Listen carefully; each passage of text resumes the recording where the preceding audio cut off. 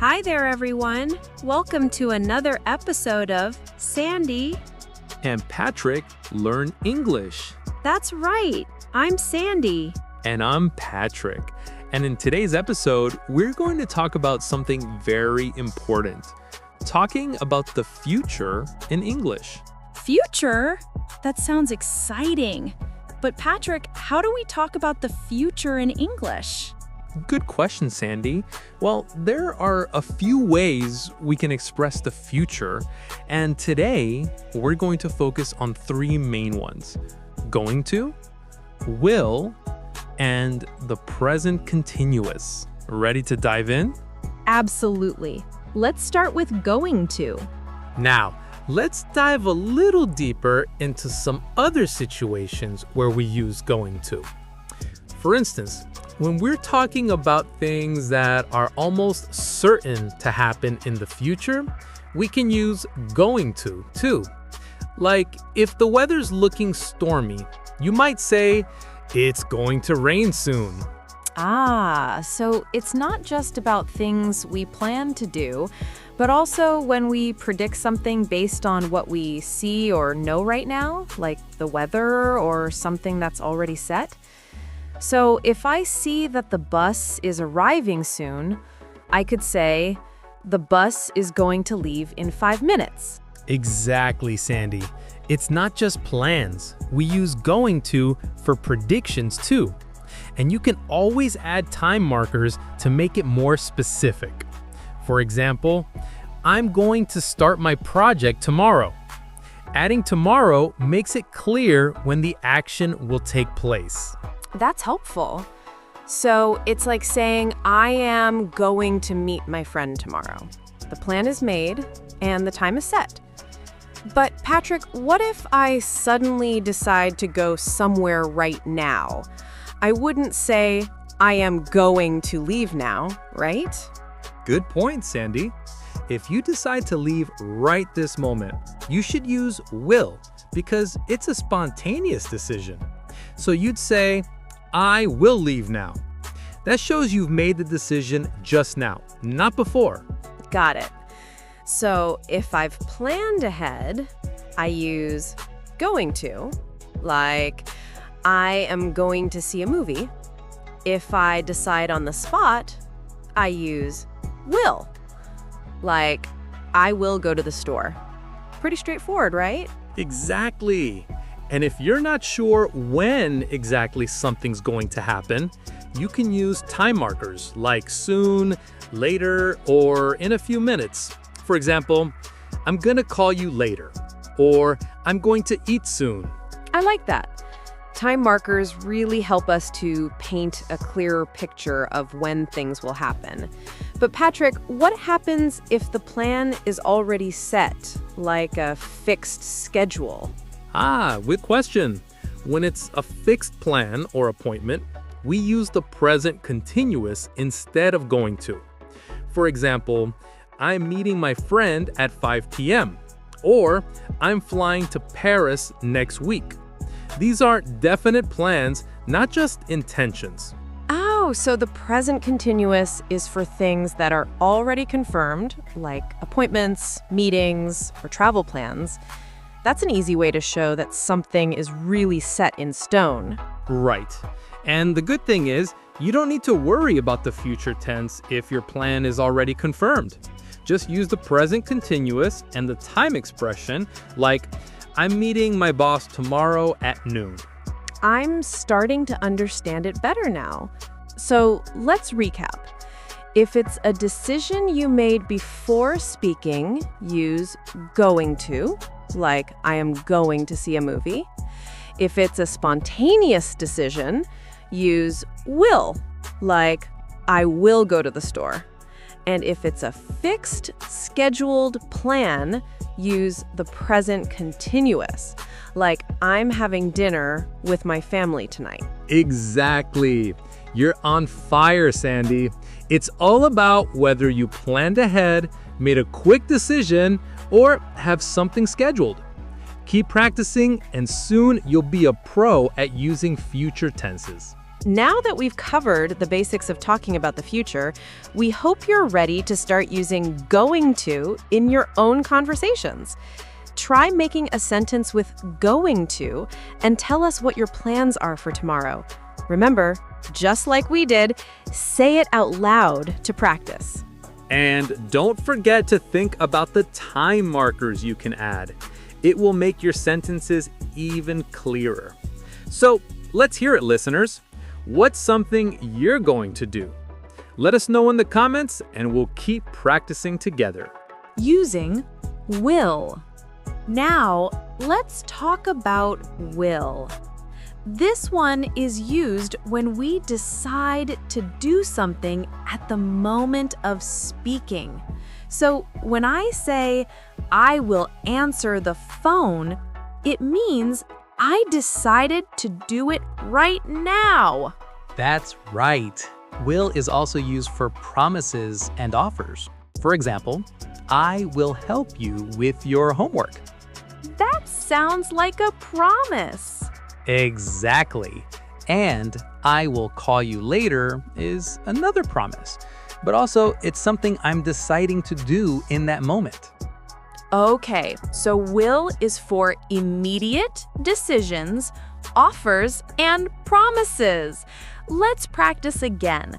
I will help you with your project. I will take you to the airport tomorrow. Great! Now, listeners, think about a promise you've made recently. Say it out loud using will. For example, I will remember to bring your book. Perfect! Now, let's move on to our next way to talk about the future. Present continuous for future. Now that we've talked about going to, let's dive into will.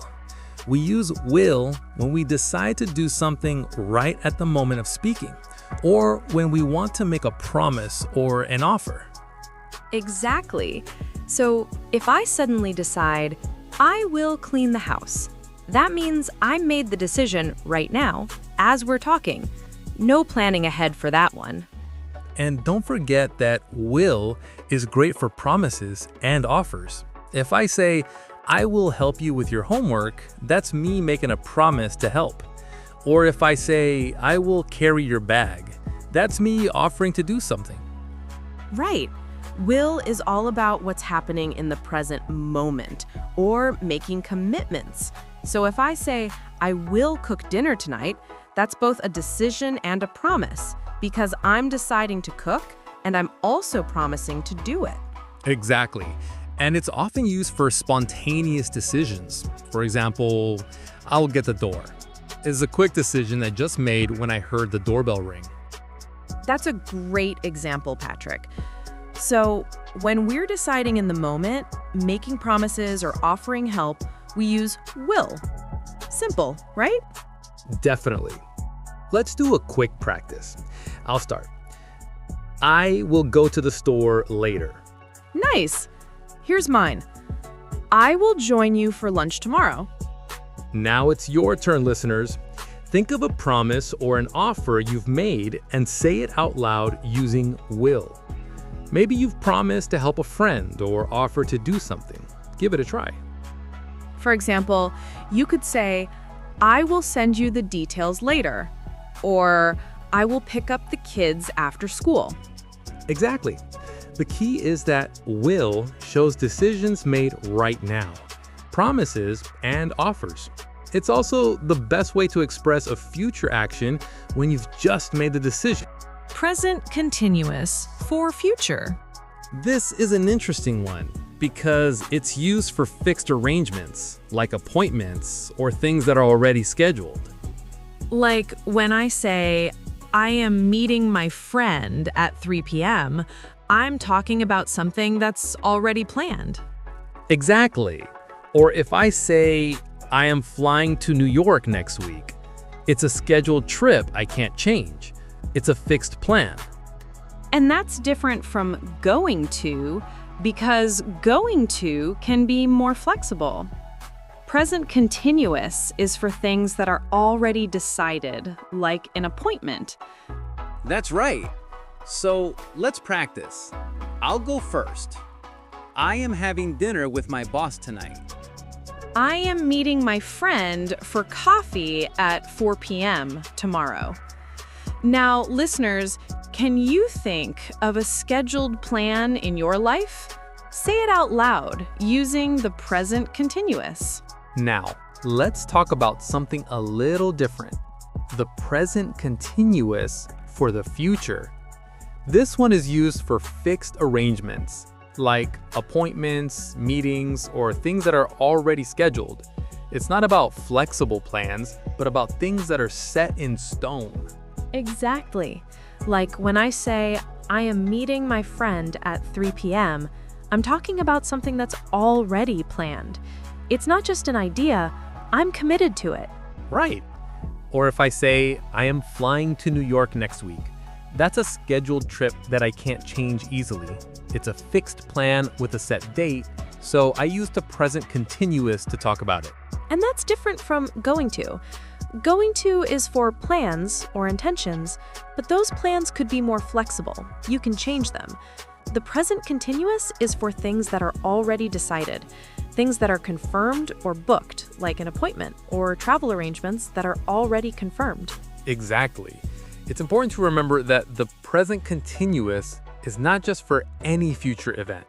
It's for things that are fixed and scheduled, like meetings, appointments, or travel arrangements that are already confirmed. So let's practice. I'll go first. I am having dinner with my boss tonight. Nice. Here's mine. I am meeting my friend for coffee at 4 p.m. tomorrow. Great examples. Now, listeners, think about a scheduled plan in your life.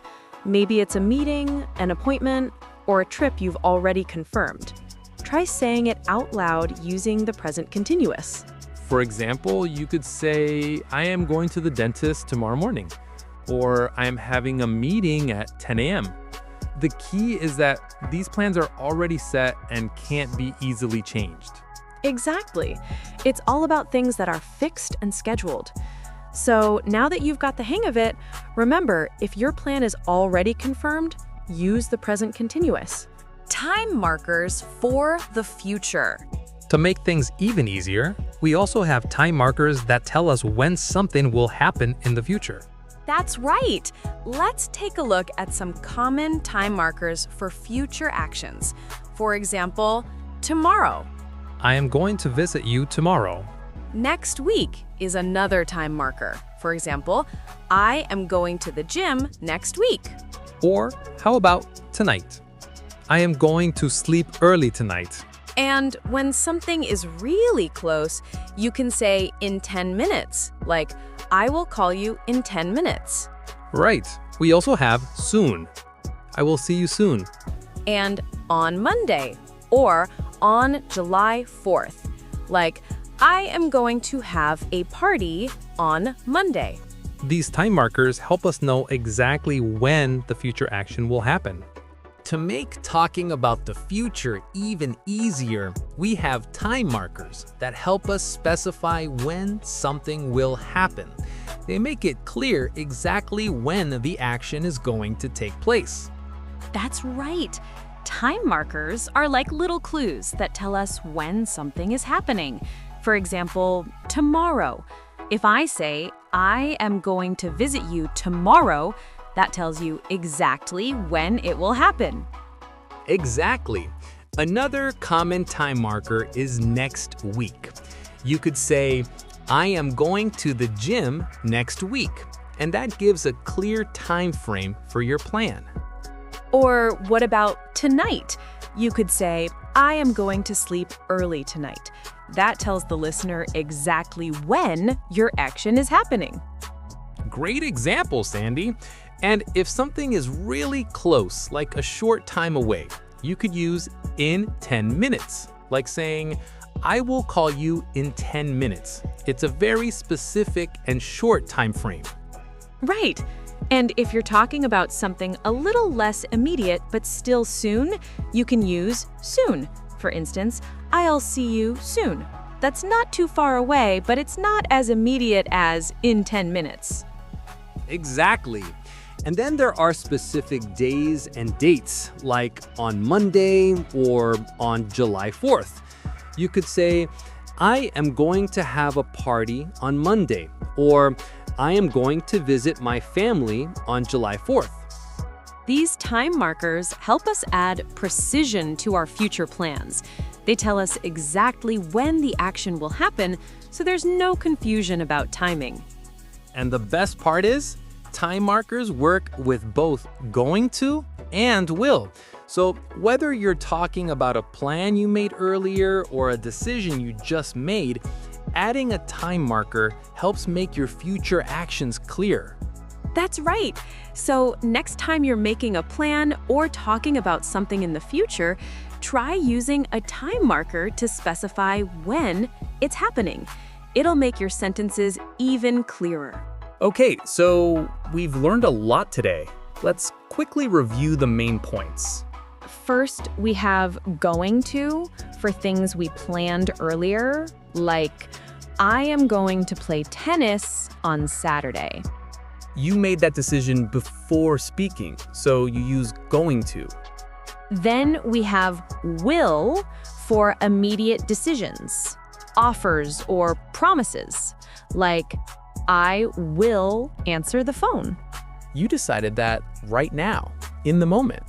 And finally, we have the present continuous for fixed plans or arrangements. So something like, I am meeting my friend at 5 p.m. That's already scheduled and confirmed. Great job, Sandy. I think after all these examples, the listeners are going to be experts at talking about the future now. I hope so. But remember, everyone, practice is the key to getting better.